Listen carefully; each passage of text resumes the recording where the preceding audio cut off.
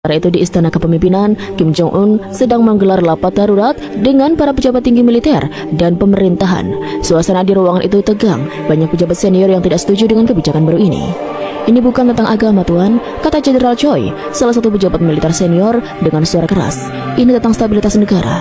Jika kita mulai memberikan ruang bagi agama, bagaimana kita bisa mempertahankan ideologi Juche? Kim Jong-un mendengarkan dengan tenang, tangannya terlipat di atas meja, wajahnya tampak datar, namun ada kilatan tegas di matanya. Kita tidak sedang meninggalkan ideologi Juche, katanya akhirnya. Apa yang kita lakukan adalah memperlihatkan kepada dunia bahwa Korea Utara adalah negara yang terbuka. Ini adalah langkah diplomasi, dan jika kita ingin maju, kita harus berubah. Beberapa pejabat lain mencoba menyangkal, tapi Kim Jong-un tidak bergeming. Ia tahu bahwa keputusannya ini akan menuai pro dan kontra, baik di dalam maupun di luar negeri.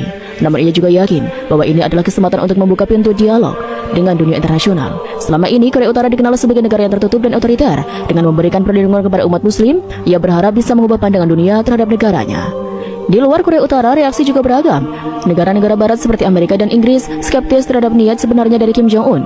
Mereka curiga bahwa ini hanyalah cara untuk mencari perhatian dunia. Namun, negara-negara muslim seperti Indonesia, Turki dan Malaysia menyambut baik keputusan ini. Bahkan beberapa media di negara-negara tersebut menyebut langkah Kim Jong-un sebagai tanda kemajuan dan harapan baru bagi toleransi global. Namun ada satu hal yang membuat semua orang penasaran. Apakah Kim Jong-un benar-benar tertarik pada Islam? Atau ini hanya sekedar strategi politik? Pertanyaan ini masih belum terjawab, tapi banyak orang mulai menyadari bahwa pemimpin Korea Utara ini memiliki sisi yang lebih kompleks daripada yang selama ini mereka kira. Pada hari kedua Ramadan, suasana di alun-alun Pyongyang semakin ramai. Lebih banyak orang datang untuk sholat tarawih, termasuk beberapa warga non-muslim yang penasaran ingin melihat apa yang terjadi. Mereka berdiri di pinggir lapangan, mengamati proses ibadah dengan rasa ingin tahu. Salah satu dari mereka adalah seorang warga, wanita parubaya bernama Min-sun. Ia tidak pernah melihat ritual seperti ini sebelumnya. Apa yang mereka lakukan? Tanya Min-sun kepada temannya yang berdiri di sampingnya. Itu sholat, jawab temannya singkat. Mereka sedang berdoa. Min-sun terdiam sejenak lalu berkata pelan, ternyata indah juga ya melihat orang-orang beribadah dengan damai.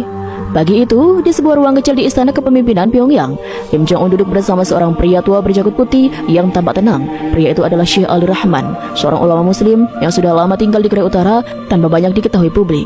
Sheikh Ali, seperti halnya umat muslim lainnya di negara ini, harus hidup dalam bayang-bayang selama bertahun-tahun. Namun kini ia dipanggil oleh Kim Jong-un untuk menjadi penasihat spiritualnya. Saya ingin memahami Islam lebih dalam, ujar Kim Jong-un sambil menatap Sheikh Ali dengan ekspresi serius. Bukan hanya mengetahui apa yang diyakini oleh umat muslim, tapi juga untuk memahami bagaimana agama ini bisa memberikan kedamaian. Sheikh Ali tersenyum tipis. Ia tidak pernah membayangkan bahwa suatu hari ia akan duduk di depan pemimpin Korea Utara berbicara tentang ajaran Islam. Namun ia tahu bahwa ini adalah kesempatan langka, kesempatan untuk menyampaikan pesan perdamaian kepada seseorang yang memiliki kekuasaan besar.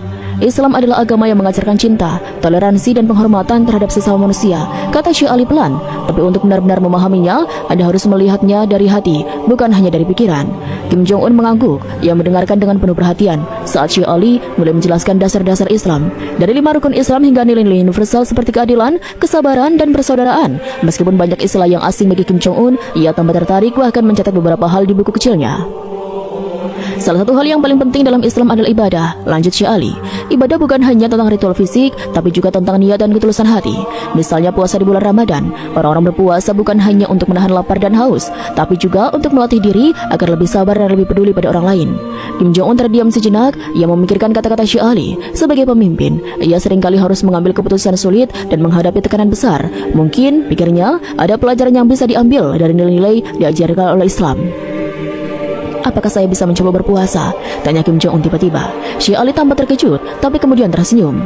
Tentu saja, puasa adalah pengalaman yang sangat personal. Jika Anda ingin mencobanya, saya akan membantu Anda.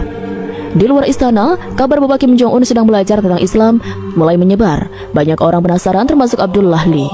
Ia mendengar cerita ini dari salah satu temannya yang bekerja di pemerintahan. Kau serius? Kim Jong-un belajar Islam? Tanya Abdullah dengan nada tak percaya. Benar, jawab temannya. Katanya ia bahkan mempelajari cara berpuasa. Aku tidak tahu apa tujuannya, tapi ini pasti sesuatu yang besar. Abdullah hanya bisa menggelengkan kepala. Ia masih sulit membayangkan pemimpin Korea Utara itu benar-benar tertarik pada Islam. Namun, ada bagian dari dalam dirinya yang merasa haru. Jika Kim Jong-un benar-benar ingin memahami Islam, mungkin ini adalah awal dari perubahan yang lebih besar.